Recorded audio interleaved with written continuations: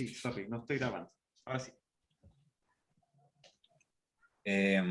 Nada, que estamos hablando del hoyo de ozono.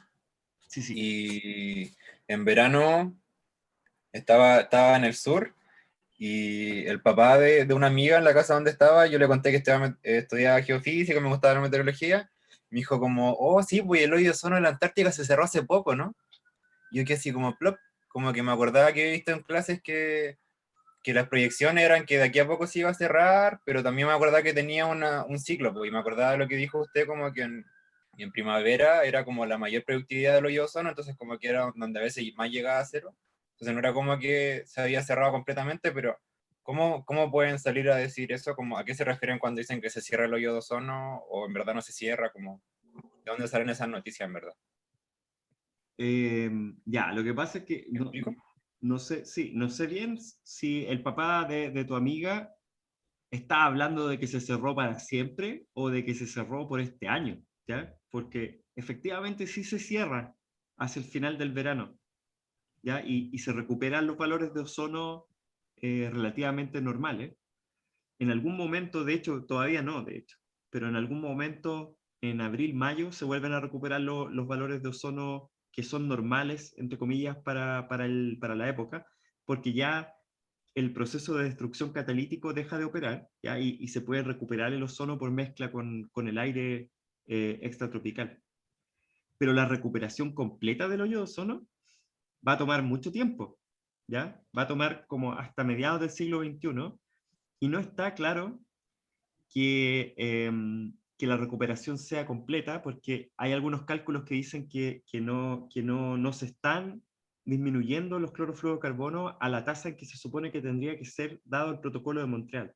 Y ahí hay una sospecha de que, por ejemplo, eh, los clorofluorocarbonos son compuestos que, no sé si lo leyeron ahí en la lectura, pero son compuestos que son compuestos sintéticos que fueron inventados como refrigerantes, ¿ya? Fueron inventados como refrigerantes por una compañía que se llama DuPont, que es una compañía famosa química, y como se inventaron esos compuestos y eran baratos, entonces se ocuparon en toda la refrigeración del mundo hasta más o menos el año 1990 y algo, ¿ya?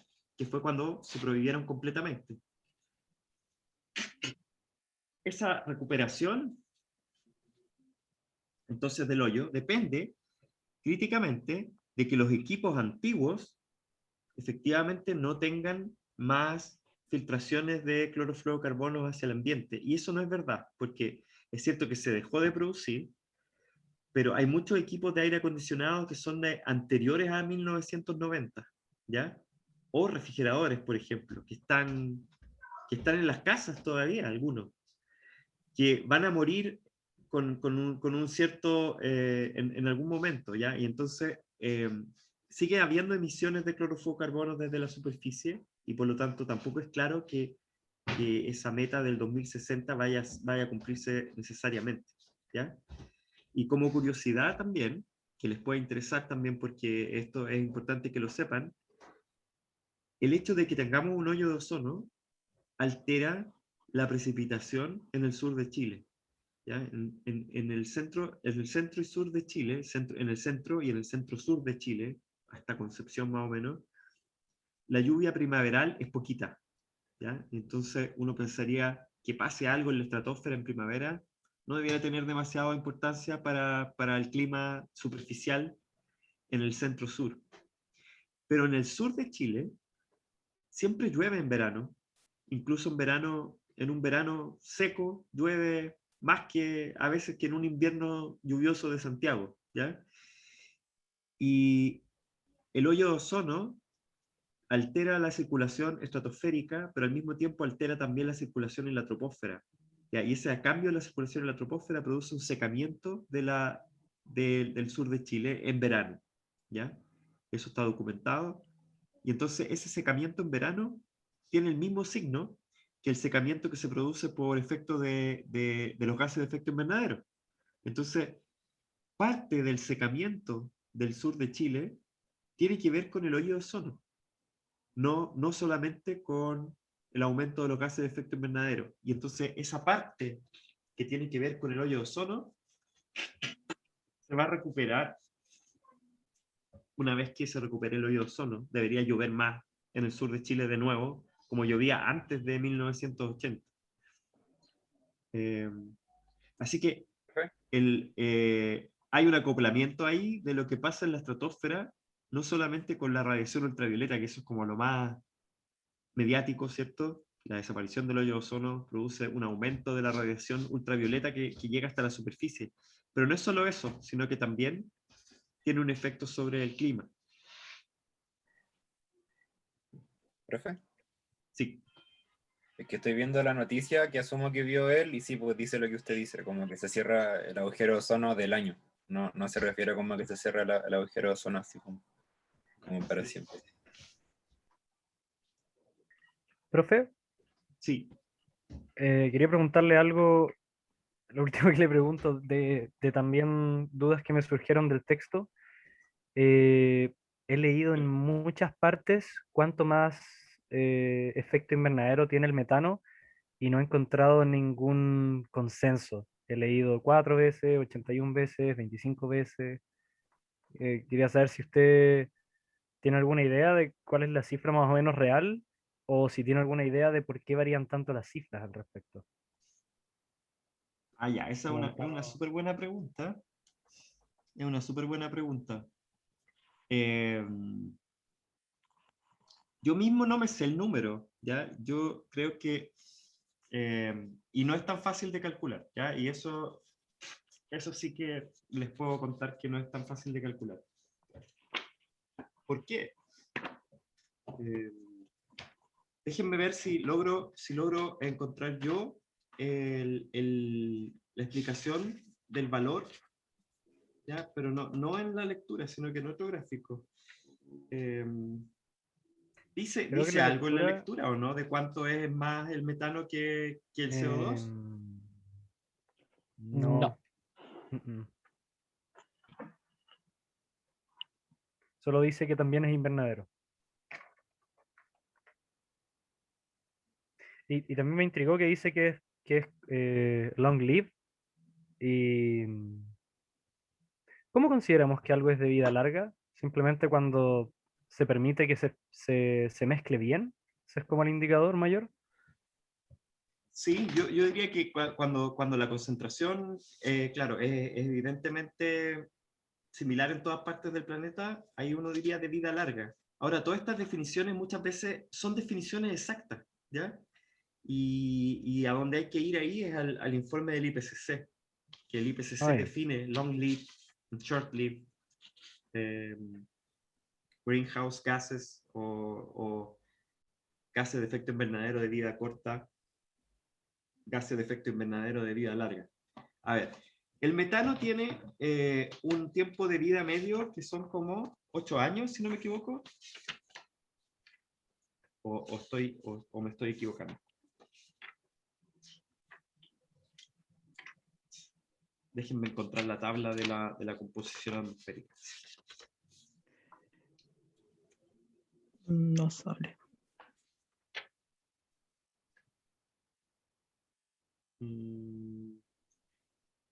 Ya, no sale en nuestra tabla, sino que sale en la tabla que yo encontré de otra fuente. ¿Se acuerdan? Que está en el PowerPoint. Que a todo esto parece que no se los he subido todavía. Se me olvida todas las veces subirles el PowerPoint. Déjenme ver si logro... Ahora, en la edición nueva del Salvi, dice que por unidad de masa, el metano es 25 veces más efectivo que el CO2, ¿ya? Por unidad de masa.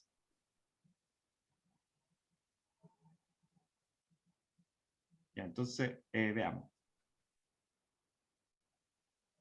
Claro, el CO2 tiene una vida media de 20 a 150 años, mientras que el metano tiene una vida media de 10 años, ¿ya? Así que sigue siendo long-lived, a pesar de que es menos long-lived que el CO2. Claro. Ya, y respecto del efecto invernadero del metano y del CO2, eso es bien enredado, ¿ya?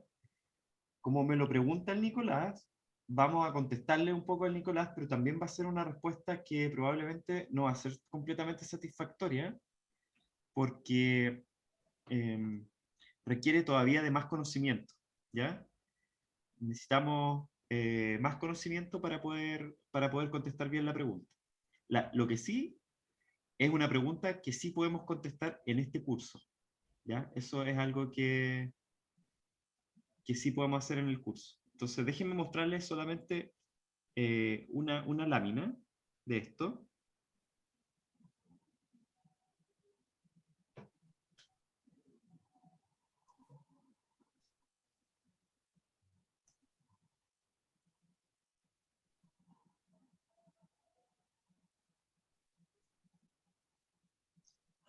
Están viendo una presentación, ¿cierto? Sí, Sí. Ya.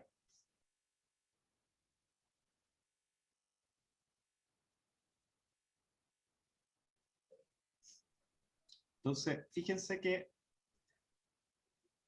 esto es algo que nosotros vamos a ver con cierto detalle en la tercera parte del curso, ¿ya? Y es que los gases que tienen efecto invernadero son aquellos que interfieren con, con la emisión de la radiación infrarroja de la Tierra, ¿ya? Entonces, aquí hay una especie como de esquema, ¿cierto? En donde está la radiación que nos llega del Sol, de acuerdo a su longitud de onda, ¿sí? Longitudes de onda de los fotones que llegan del Sol son relativamente pequeñas. Mientras más pequeña la longitud de onda, más energéticos son los fotones, ¿cierto? Así que estos son los fotones energéticos. En rojo ustedes ven la radiación que llega a la superficie terrestre por longitud de onda, en el rojo sólido, ¿cierto? Y la curva roja representa lo que se llama un cuerpo negro, ya que es algo, un concepto que vamos a ver en el curso más adelante, ¿ya?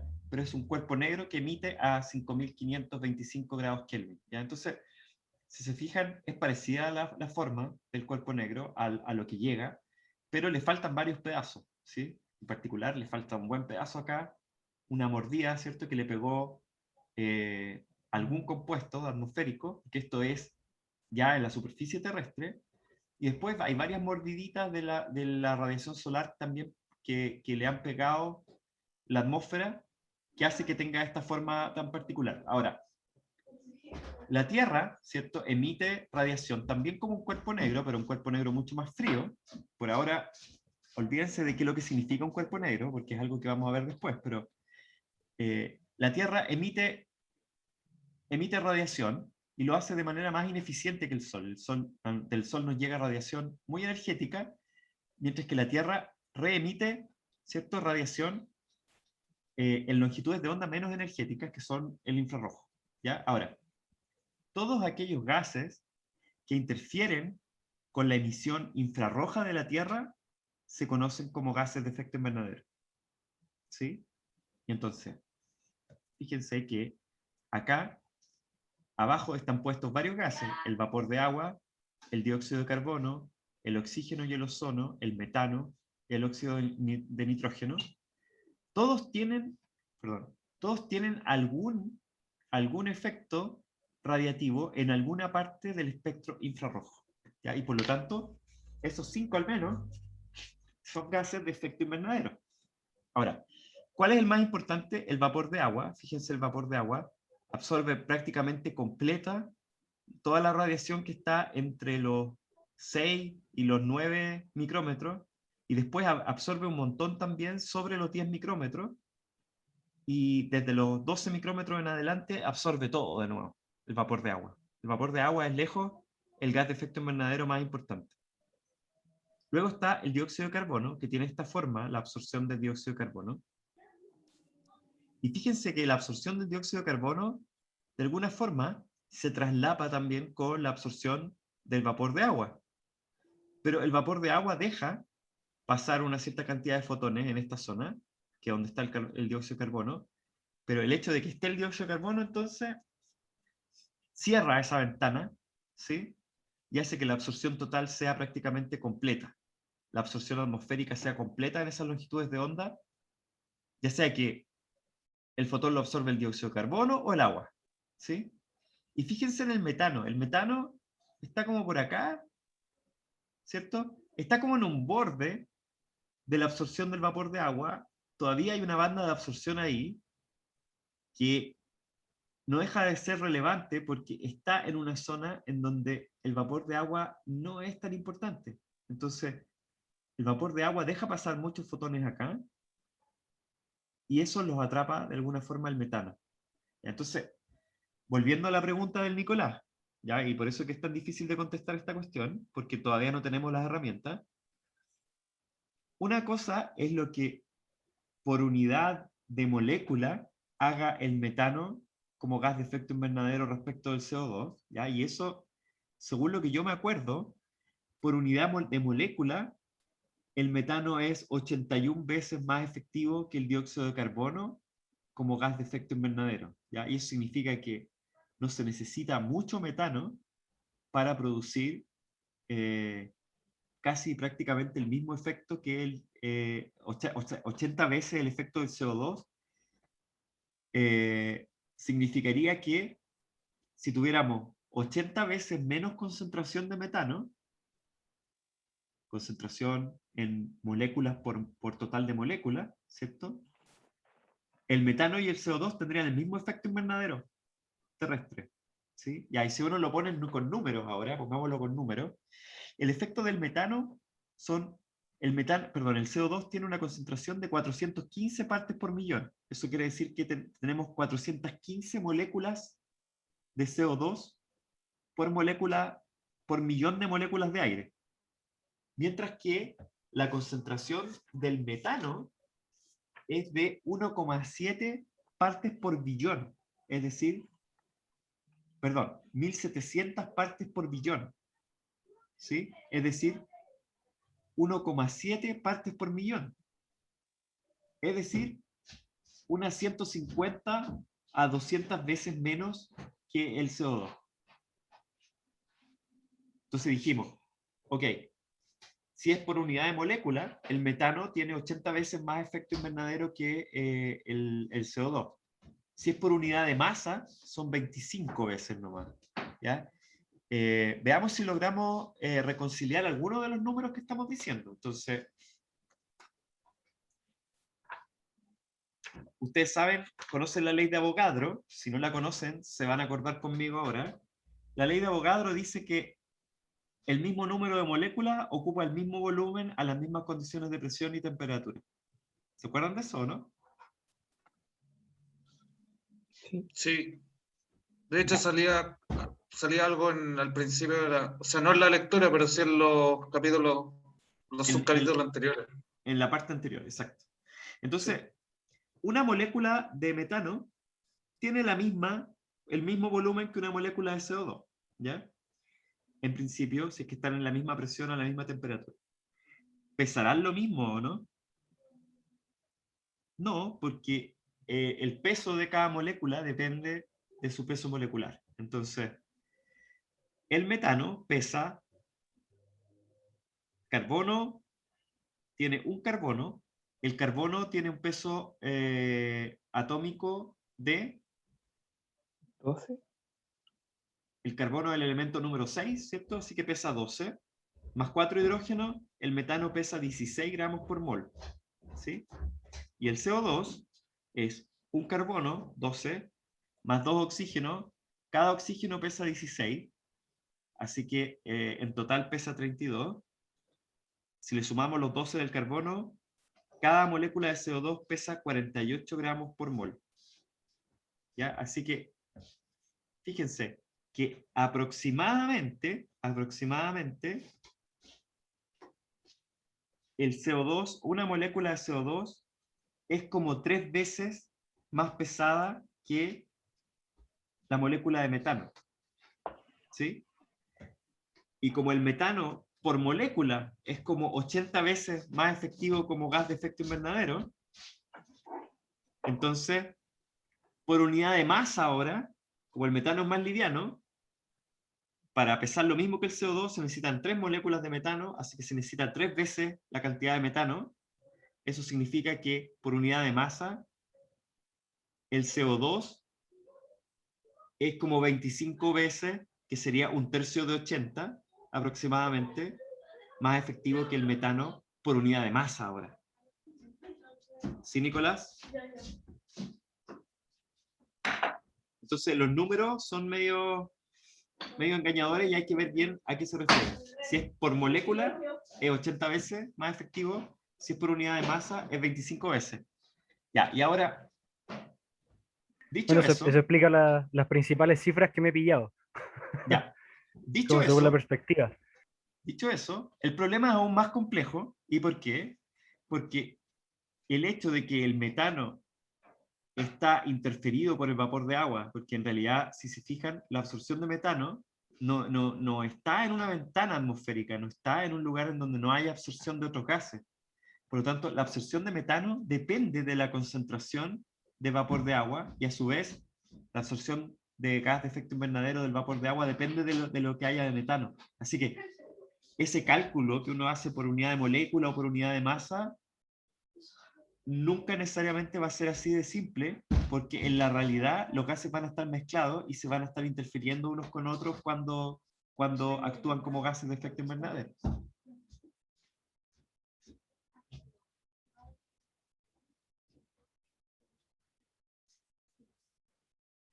Pero bueno, pero estas cosas las vamos a ver con cierto detalle, yo se las estoy nombrando ahora. Hay muchos conceptos que ustedes todavía no manejan, pero lo que sí es una ganancia grande de este curso es que saliendo del curso ustedes van a entender el efecto invernadero con mucha profundidad, ¿ya? Que es algo que no puede hacer alguien que no haya pasado por este curso, porque para poder entender el efecto invernadero con toda la profundidad que se requiere, hay que saber radiación, composición atmosférica y termodinámica atmosférica y todos juntos, ¿ya? Y es justo que este curso tiene todas esas cosas. Qué es bueno este curso. Profe, sobre un poco lo mismo, las nubes, ¿cómo afectan al balance radiativo neto? Porque reflejan luz solar incidente, pero también absorben luz infrarroja que tira la Tierra, entonces como que al final contribuye a más energía o menos energía, calientan, enfrían, o depende mucho como del día y de las condiciones meteorológicas. Ya, esa también es una súper buena pregunta. Estoy un poco resfriado, pero no es COVID. Tuve que ir a tomarme el PCR ayer y salió negativo. Todas las, Qué bueno, profe. sí, todas las nubes tienen ese doble efecto, efectivamente, pero el efecto de reflexión de la radiación es demasiado grande y probablemente es el dominante en las nubes. O sea, las nubes en principio son una sustancia, y esto es súper extraño también, es algo que tampoco la gente común lo tiene demasiado claro, que las nubes son una sustancia de efecto invernadero porque absorben radiación infrarroja, ¿ya? Entonces, el hecho de tener una nube, incluso una nube tenue, es capaz de absorber radiación infrarroja y reflejarla a una temperatura menor y por lo tanto con una cierta, como, entre comillas, ganancia del sistema de que no escapa toda la radiación que debiera hacia el espacio, ¿ya? Así que las nubes son una sustancia invernadero, pero el efecto del albedo sobre el albedo terrestre es muchísimo mayor, ¿ya? Ahora, efectivamente, el cálculo es un cálculo que no es tan trivial, ¿ya? Y es un cálculo que lo vamos a hacer, de hecho, en algún momento en el curso, cuando empecemos a ver radiación, vamos a hacer ese cálculo. Pero piensen que un tercio de la radiación solar se devuelve al tiro de vuelta al espacio, como reflejada por el planeta, ¿ya? Uno pensaría, ok, las nubes son una parte de esa reflexión, porque también están las masas de hielo, ¿cierto? Que también son blancas, y por lo tanto uno esperaría que esas masas de hielo también tuvieran un efecto de reflexión y que mandaran de vuelta radiación hacia el espacio. Los continentes también no son tan oscuros, también reflejan algo de radiación de vuelta al espacio, pero la verdad es que como el 90% del albedo terrestre se explica por las nubes, ¿ya? Y el resto, una fracción pequeña, ¿ya? Menor a un 10%, se explica por los hielos y por los continentes. ¿Y por qué es tan poco? Bueno, porque el océano en particular es muy, muy oscuro, ¿ya? Y tiene un albedo muy pequeño, que es como de un 3% o menos, ¿ya? Significa que una cantidad la mayor parte de la radiación entra al océano y no se refleja. Y por otro lado, las superficies que podrían reflejar muchas veces están cubiertas de nubes también. Y entonces, en vez de reflejar la Antártica, refleja la nube que está sobre la Antártica. Y entonces esa reflexión uno se la tiene que atribuir a la nube y no al hielo. Entonces, cuando el hielo aporta en el albedo terrestre, cuando está despejado, ¿sí? Sobre el hielo. Ahí es donde el hielo empieza a actuar. Y por otro lado, el hielo está ubicado en el planeta en las zonas polares, en donde llega menos radiación, ¿sí? Y entonces, también comparativamente, el hielo produce menos reflexión de radiación que las nubes, por ejemplo, están en los trópicos muchas, las nubes tropicales son muy brillantes, esas nubes tienen un efecto muchísimo mayor que el hielo que está ubicado, por ejemplo, en los campos de hielo, que es harto hielo, pero que prácticamente nunca está despejado ahí.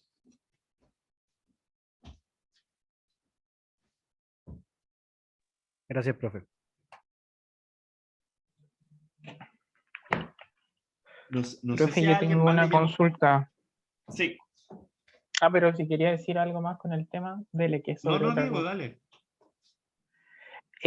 Nunca entendí, hice el esfuerzo del gráfico 1.10 que hablaba de la circulación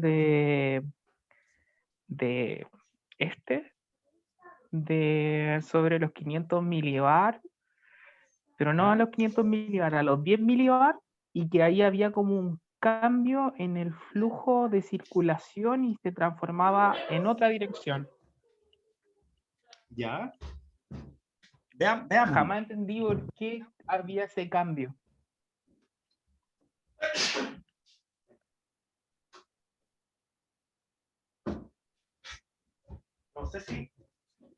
No sé si tengo la misma figura que ustedes, pero quizás lo que me conviene es abrir el link que entregó la Rocío para ver el libro, ¿cierto? Que me imagino que todavía está en un curso ese link.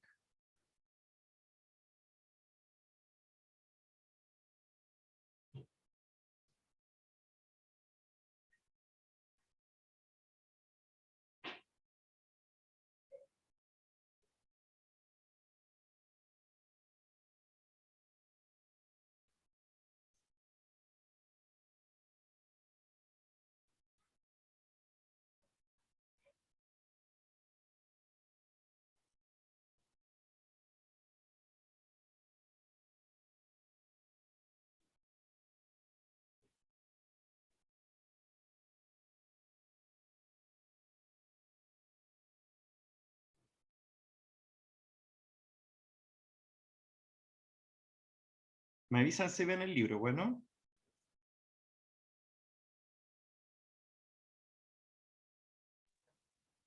¿Lo ven? Sí. Ya. Busquemos la figura 1.10.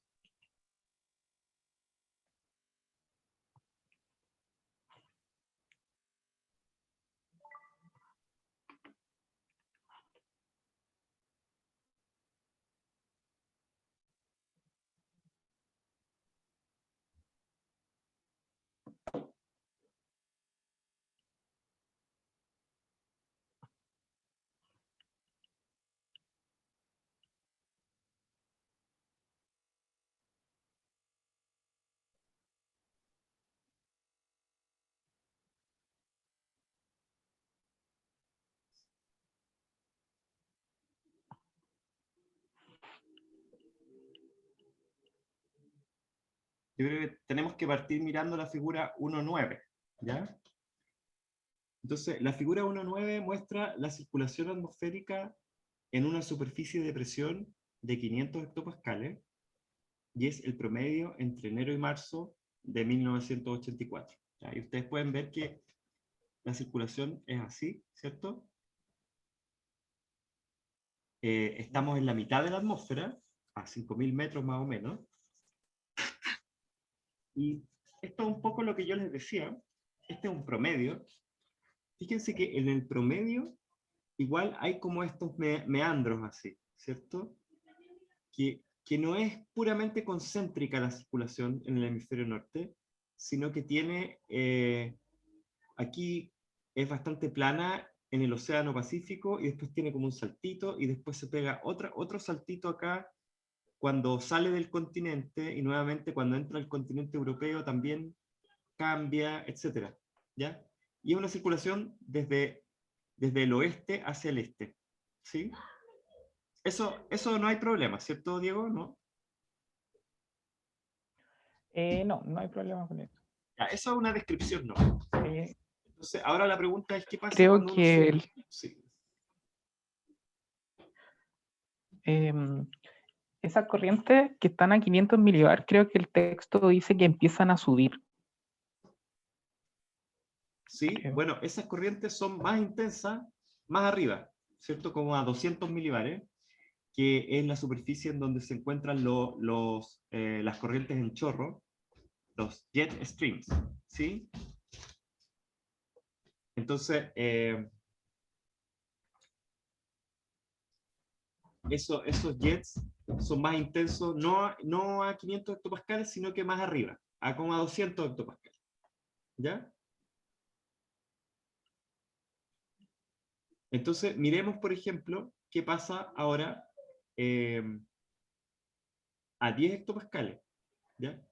Y fíjense que esto es un día en particular, el día 4 de marzo de 1984, a 10 hectopascales, ¿ya? Y aquí se ven como dos ondas nomás, ¿sí? Se ve como esta alta presión acá, ¿sí?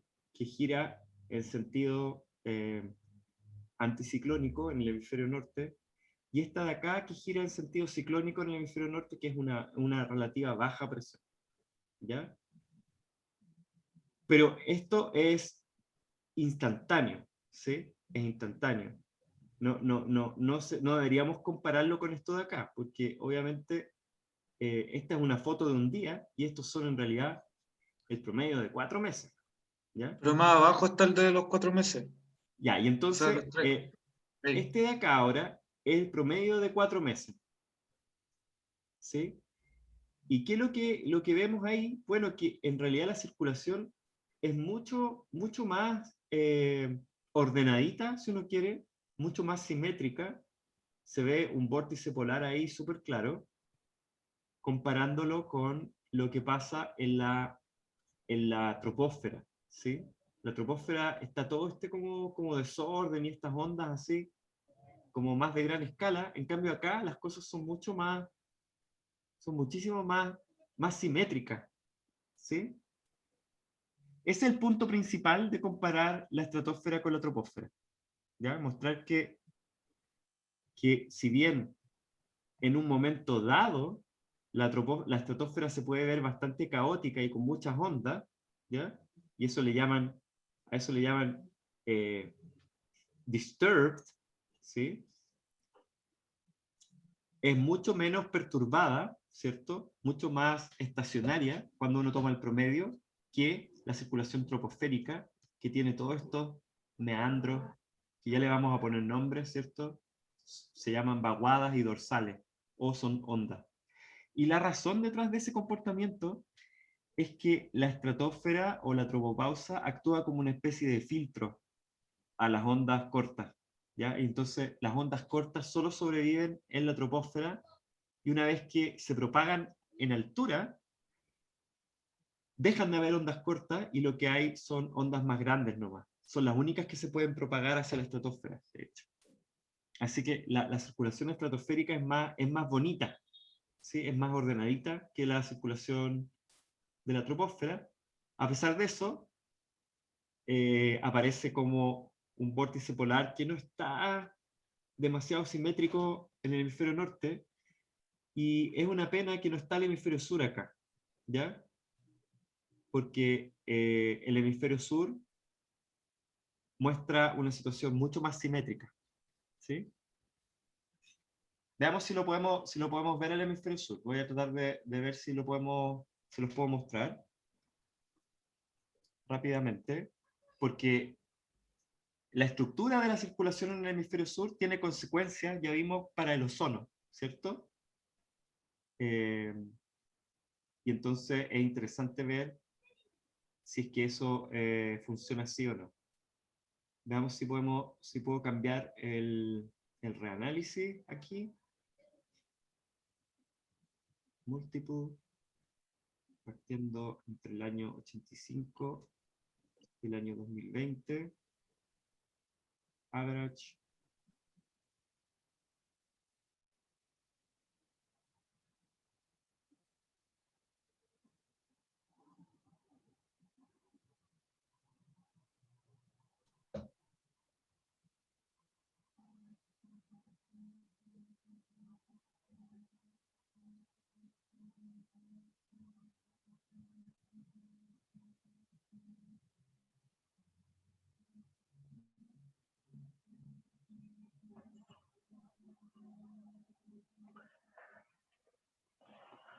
Profe, Sí, entonces sería que esta corriente de aire que está a los 500 milibar, que está girando, y es un poco más dispersa porque le afectan la onda, la sinóptica y la onda planetaria, y empieza a subir. Y a medida que claro, va subiendo y filtrando por la tropopausa, se empieza como a apretar este aire y empieza como a formar ondas más estables. O sea, exacto. ya. Pero es la Claro. misma corriente de aire, no es que hayan capas de corrientes de aire. No. O sea, en cada parte de la atmósfera uno ve cosas distintas, ¿cierto? Va habiendo distintos, por decirlo así, distintos niveles, ¿sí?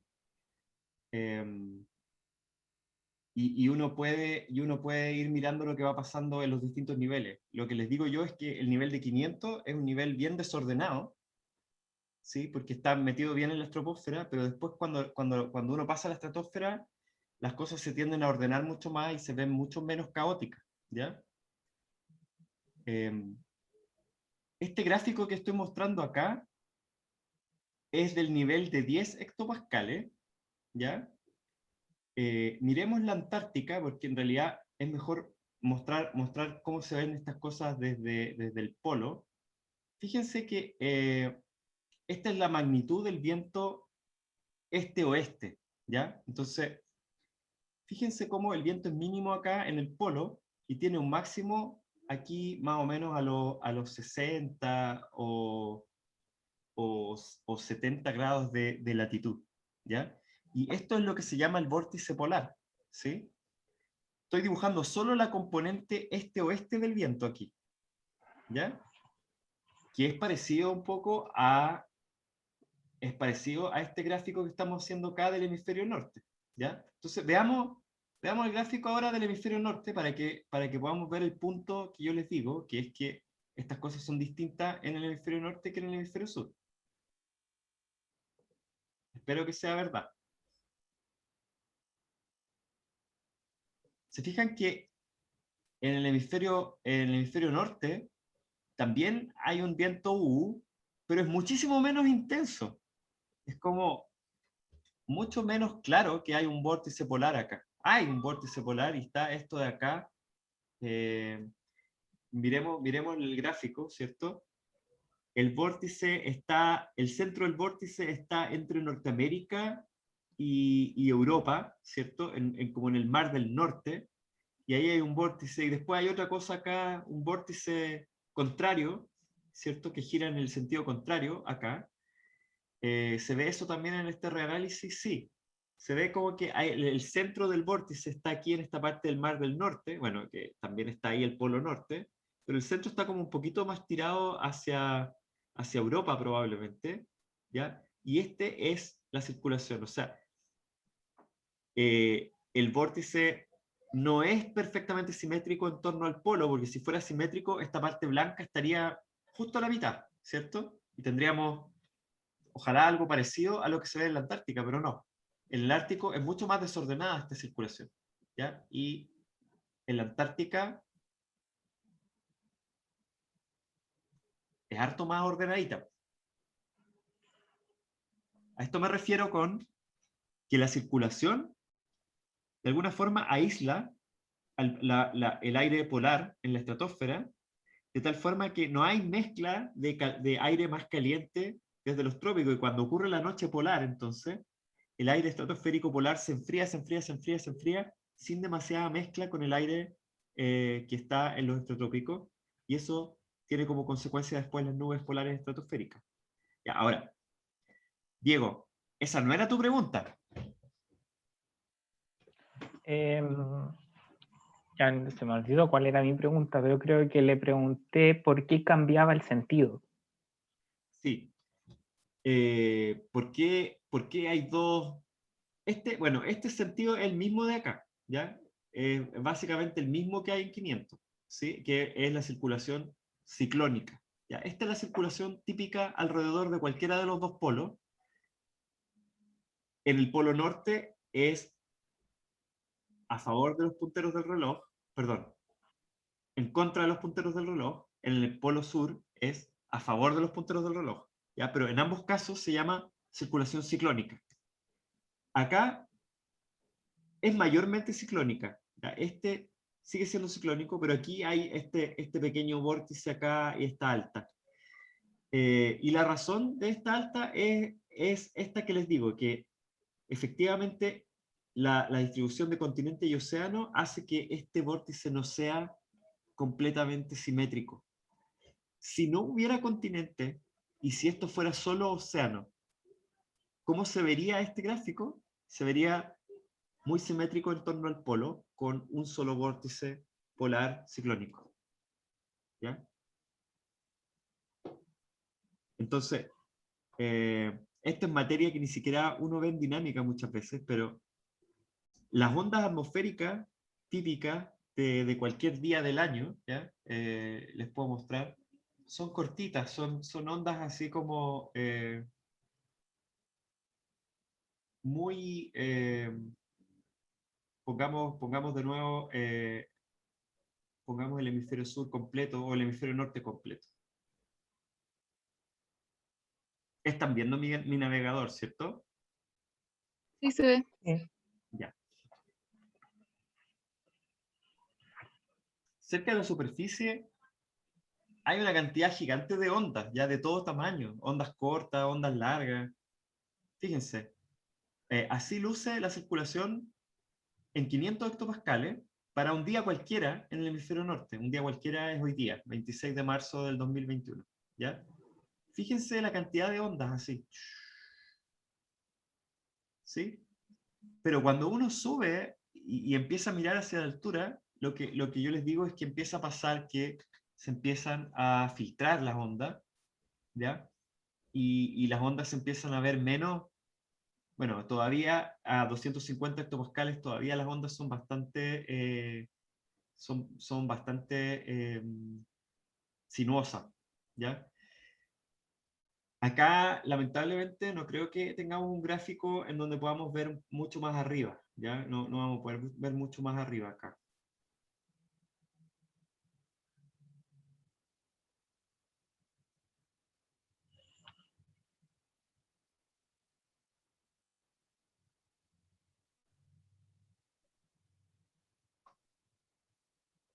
Pero eso, Profe, el punto, ¿sí? ¿cómo se mete ahí? ¿Cómo me meto a estos mapas? Sí, yo tomé intro a meteorología con usted y siempre lo voy a meterse a estos mapas, pero sería bacán cómo saber cómo se mete y qué ve. Porque vi Ah, que... ya no. Métanse, estos son los mapas Ya, de Ali. Sí, estos disculpe, son los disculpe. mapas de una chica que hace los mapas bonitos, ¿ya? Entonces, la gracia es que uno puede ver los mapas de todas las variables meteorológicas, pero súper bonitos y súper bien hecho, bien elegidas las escalas de colores y todo eso, ¿ya? Entonces, por eso que yo soy medio fan de esta página en particular. Pero bueno, solo les quería mostrar eso para mostrarles la diferencia entre la circulación en la estratosfera en un día cualquiera. Este es un día cualquiera, fíjense, hay solamente dos núcleos grandes y los otros son unas cosas chiquititas, mientras que en un día cualquiera cerca de la troposfera, acá hay N ondas, ¿ya? De longitudes de onda más bien cortitas. Y lo que sucede es que la estratosfera actúa como un filtro de esas ondas pequeñas y solo se propagan las ondas más grandes hacia arriba, ¿ya? Ahora, ¿por qué entonces, si es que solo se propagan las ondas más grandes, esto no es simplemente simétrico y esta onda que se ve chica acá? Bueno, es que esta onda no es tan chica, ¿ya? Esta es una onda que tiene, fíjense, tiene longitud de onda. Si uno piensa que este es un mínimo y este es un máximo de la onda, la longitud de onda es prácticamente la mitad de un círculo terrestre, ¿sí? La mitad de un perímetro terrestre completo, o quizá un poco menos que eso. ¿Ya? Esa es una onda de varias decenas de miles de kilómetros de longitud de onda. Esa onda sí se puede propagar y sí pasa a la estratosfera. Son las ondas de longitudes de onda menores a los 5.000 kilómetros, menores a los 3.000 kilómetros, son las que quedan atrapadas en la estratosfera y no se pueden propagar. ¿Por qué le he puesto tanto color a la propagación de las ondas en la estratosfera? Es solo porque eso es parte de la explicación de por qué el hoyo de ozono aparece en el hemisferio sur y no en el hemisferio norte. Si nosotros tuviéramos una distribución de continentes más potente, ya en que tuviéramos grandes masas de continentes cerca del polo, que se calentaran y se enfriaran de manera distinta, tendríamos la posibilidad de tener esas ondas largas que se pueden meter a la estratosfera y mezclar la estratosfera y no tener un vórtice polar tan bien formadito. ¿Sí? ¿Me entienden o no? Sí. Y entonces el hecho de que tengamos un vórtice polar tan bien formado es lo que de alguna forma aísla el aire frío del resto del aire del hemisferio y hace, y hace posible la existencia de estas nubes polares estratosféricas y hace posible la existencia del hoyo de ozono. Yo siempre he pensado que la explicación del hoyo de ozono debiera ser estándar y debiera estar en el currículum de la enseñanza media. Pero el problema es que la explicación bien hecha del hoyo de ozono es suficientemente difícil de explicar como para que los profesores la puedan explicar en el colegio, ¿ya? Y como para que se pueda evaluar. Pero está el hoyo de ozono en el programa de ciencias de educación media, ¿ya? Y yo sospecho que muy pocos estudiantes en Chile entienden bien por qué se produce el hoyo de ozono, si es que alguno lo entiende a ese nivel. Porque la explicación, se fijan que no es nada sencilla, porque de hecho hemos hecho una pasada por la explicación, no la hemos hecho bien, pero involucra fotoquímica, involucra química heterogénea, involucra emisiones, involucra tiempo de vida de los componentes, involucra dinámica de la atmósfera, ¿ya? Involucra dinámica de la atmósfera en varios sentidos.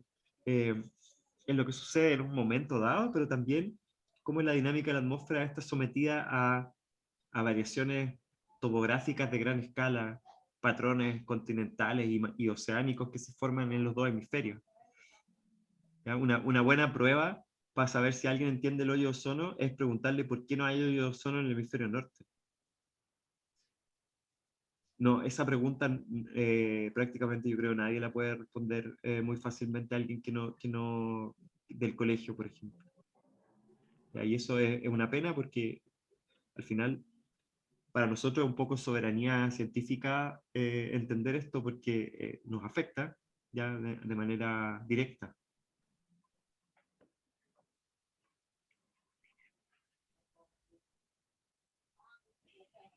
Bueno, no sé si hay más preguntas sobre la lectura.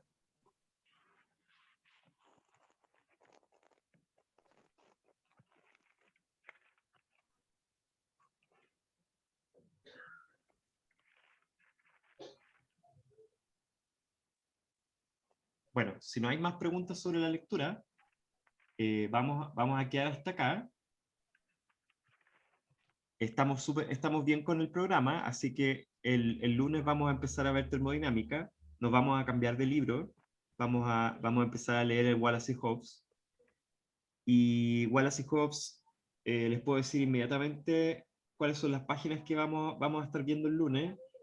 Yo espero que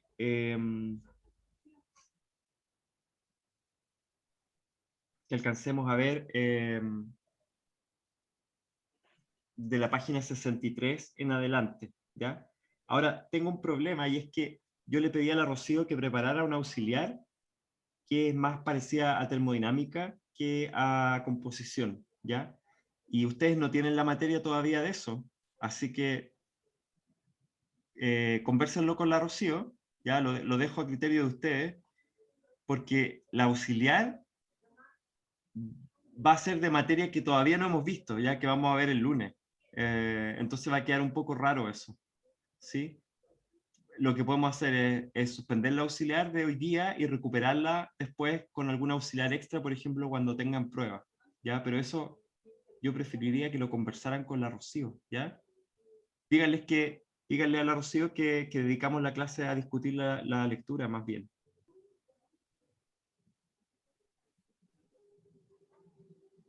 El delegado del curso, please. Ya, pero también pueden tener la auxiliar igual, aunque no entiendan, van a hacer ejercicios que después van a entender. Pero yo diría que es mejor de hecho suspenderla. No sé qué opinan.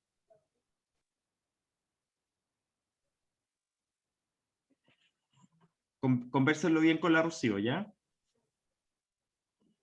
Bueno, profe. Ya. Profe, ¿puede repetir la lectura que dijo del Wallace y Hobbes? Sí, Wallace y Hobbes, la edición que tengo yo al menos, el lunes vamos a estar viendo desde la página, desde el capítulo, comienzo el capítulo 3, ¿ya? Que es la página 63, y el lunes deberíamos llegar probablemente hasta el final de la página, espero que lleguemos hasta en la página 71. Aquí. ¿Ya? ¿Y Si esa quieren, tiene, profe? si quieren leer con anticipación eso, no sé si tienen el PDF del libro, si lo subió la Rocío, ¿sí? Sí, ¿O todos tienen creo que acceso sí. al libro? Ya, y la lectura para el próximo viernes se las digo el lunes, ¿ya? Pero les voy a dar lectura todos los viernes, así que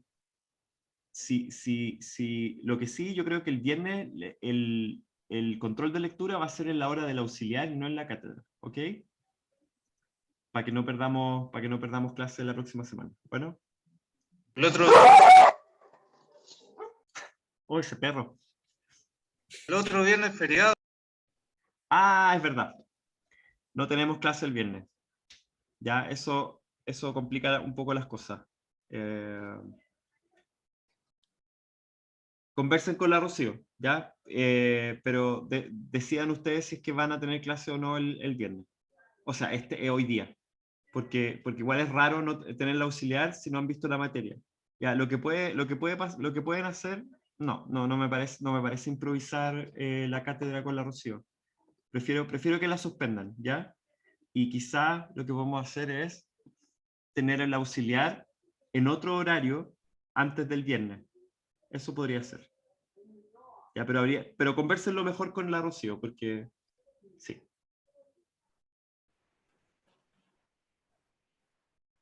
Profe, una pregunta. Sí. Las grabaciones de la clase todavía no hay como alguna fecha de cuándo las vaya a subir. Las puedo subir hoy día porque resolví el problema que tenía, ¿ya? Y lo que vamos a hacer es que vamos a tener un canal de YouTube, ¿ya? Eso es lo que ha resultado más fácil. Así que les voy a mandar el enlace del canal y los videos se van a empezar a subir ahora durante el día de hoy y mañana. Bueno. Ya, gracias. Ya. Bueno, ¿Y las presentaciones, profe? Ah, ¿Las sí, tiene el también? PowerPoint se me olvida. Si se me sigue olvidando, porfa, mándenme un email y me acuerdan, ¿ya? Vale. Ya. Nos vemos el lunes, chicos. ¿Profe? ¿Sí? profe, Disculpa, dale nomás. No, dale nomás. Pues no, lo mío era chiquitito, era como si podía dejar esas páginas donde vemos los mapas, como en el foro, para que nosotros podamos verlo después. Ah, Imagínate se metiendo los en dejé en esas el chat. páginas. Les puse en el Sí. chat en la página. La vida vos Había también otra igual antes. Sí, eso. Ah, claro, claro. Esta es importante, sí. Sí. Con esa uno puede hacer mapas de las variables atmosféricas, de cualquier variable atmosférica, ¿ya? Como mapas así de climatología de cosas. También súper interesante. No había dado si la copiamos en el foro por copyright, ¿cierto? Como para dejarlo en algún lugar. No, sí, son páginas públicas, así que está todo bien. Ya. Profe, yo le quería decir, quizás es muy obvio, pero tengo que mandar una IA para que me den el ramo, pues, ¿cierto? Esto no lo hago como por el departamento interno. Porque a veces para ramos de magíster he cachado que lo hacen por el departamento interno y no por... O sea, CAT, perdón, no por IA. Pero lo tuyo es una autorización, ¿o no? Lo mío es que no alcancé a tomarlo a tiempo porque pensé que me chocaba porque estaba intentando tomar otro ramo que necesitaba tomar. Y al final caché que sí podía tomarlo y por eso hablé con usted después de que se acabaron las inscripciones académicas. Ya, no, sí, yo creo que todavía lo puedes inscribir, porque como es un curso de magíster, es más fácil. Ya, pero entonces lo hago vía CAT. Sí. Ok. Ya, Gracias. chicos, cuídense mucho, Ya, no profe. salgan a ninguna parte, ¿sí? No, Lo que dijeron, gracias. Ah, no escuché. ¿Otra pregunta o no? no. No, saludos No, nomás, ya. chao, profe. Cuídense mucho, no salgan a ninguna Chao. parte. Profe. Chao, Chao. Cuídese, Profe, profe. gracias. nos vemos, chao, Gracias. chao.